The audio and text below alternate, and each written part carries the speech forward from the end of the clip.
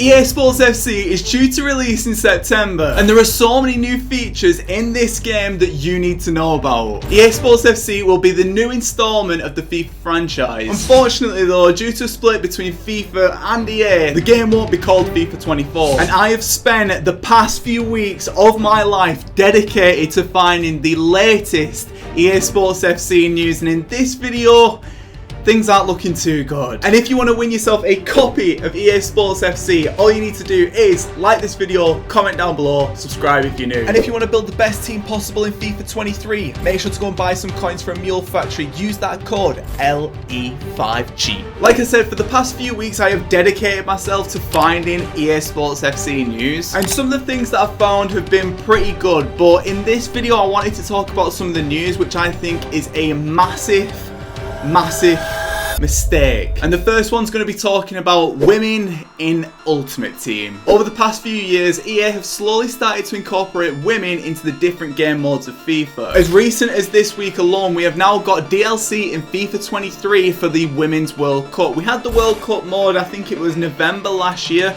Everyone enjoyed it. It was a bit boring for me personally, but the majority of people enjoyed it. And it has been leaked that EA are going to try and incorporate women as part of Ultimate Team. Now, this is the first big change for the new game, and I'll be honest with you boys, I don't like this. Now, I'm not one of them people who's going to sit here and go, no, it's a man's game, no! The main concern that comes from me for adding women as part of Ultimate Team is purely a gameplay issue.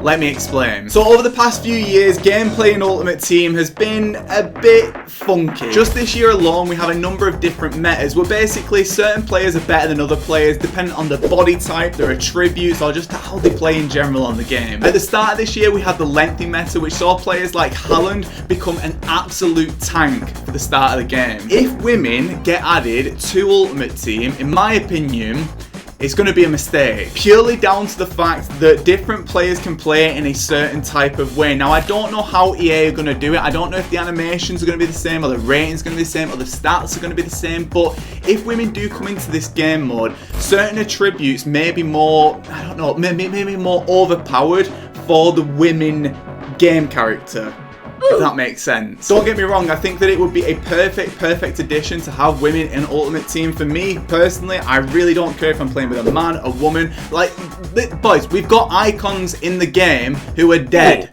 We are playing with dead people in FIFA 23, so why can't women be in the game? But my main point is purely about gameplay. If the gameplay is wrong for these women in Ultimate Team, it could be a massive catastrophe. Now, the thing is, if EA go on and they release this and it doesn't work out, they can't just remove them from the game, because that would be an absolute PR nightmare. I've seen a lot of people commenting on my previous videos talking about this, saying that they don't want this, that, whatever, but let me know in the comment section what you think about this. But this next point, I'll be honest, if this one comes off, I don't know how long I'm going to play EA Sports FC. And this one is going to be talking about something called dynamic packs. Now, as it stands at the minute, I am coming up on my 10th year of making content on this channel. As of next year, I've been doing this for 10 years. And throughout these 10 years, I've done a number of different content, but there's been no content which has resonated with people as much as my trading content and my Road to Glory content. Basically stuff where people don't have to spend money. For years, I have shown people how to make coins and how to enjoy this game without going into the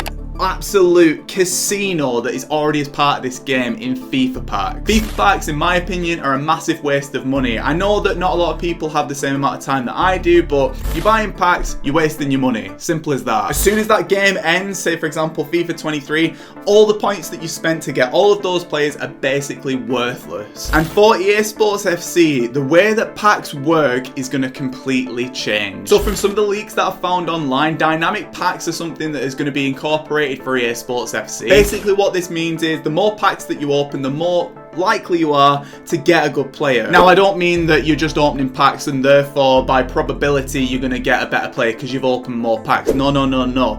Dynamic packs are much worse than that. So what EA are conjuring up at the minute is a model where, say for example, you put on £80. As you open those £80 worth of FIFA points, as time goes on, the pack odds are going to change depending on how much you've spent. From all the research that I've done, it's looking like that this is only going to be applicable for paid packs. Now, don't get me wrong, I would love it to be that the more packs that you save and the more that you open, your pack odds change. For example, when I start the game, I'll probably be saving packs for Team of the Year, and having a big Team of the Year pack opening with even more chance of getting a Team of the Year would be sick. But if this is just limited to paid, we are I hate to say it, but we are moving more into a pay-to-win style for EASPORTSFC. I don't know, man. Maybe I'm overreacting here. Again, you have to let me know in the comments. Is this a good idea? I really hate this, and if this comes off, this is going to be awful. But this next one and this last one is a complete switch, and it's something that we've not talked about on the channel just yet. And this last one is talking about free to play. Now you might be thinking on the surface, Lewis, how have you got a problem with this game potentially being free to play?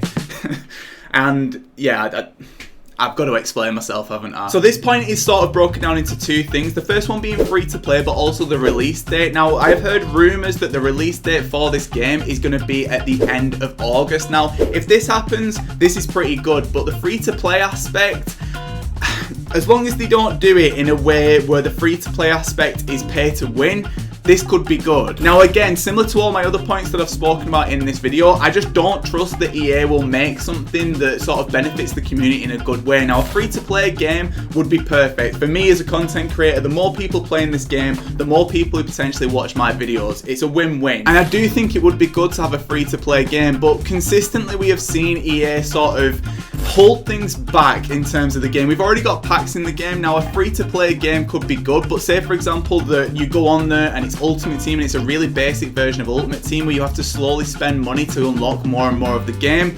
I don't like that. In addition to that as well, EA have been notorious at having awful servers, right? They're just terrible servers. So a free to play game will bring so much more traffic to these servers that you could sit there and go, oh no, I actually can't play the game. Every single Friday when we get a promo event, the servers on foot are absolutely diabolical, just so bad. And I think with this increase in traffic, the game could potentially be unplayable for a full year, because we've seen time and time again that if there's something wrong with FIFA, it's never really a case of, oh, we'll get it fixed like straight away. It's not. And all throughout these past 6 to 8 weeks, EA have been making mistake after mistake and granting people compensation, which again, if this is a free to play game and all these players are on this game, all these players getting compensation could ruin the game, because more and more people have got compensation, which get an unfair advantage on the people that don't get compensation. And again, it's just an absolute whirlwind of different complications that EA,